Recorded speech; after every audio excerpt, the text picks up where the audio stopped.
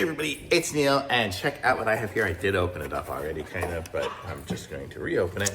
But this one here, it's a power inverter. You see it's got a plug, and you've got some USB ports and USB-C ports, and it's gonna connect up to my Dewalt battery, so it's really cool, and it's gonna give me 200 watts of power. So what I do is I put my battery on there, and then I have an on-off button. Looks like I have a bright flashlight on there. If I want to have a flashlight, I could use it for that. But I could also just go and plug things into it. So if I have my laptop over here and it has a plug, I can just go ahead and plug it in. And now my laptop says it's charging. So yeah, so it has that. I could also do, put this back in here.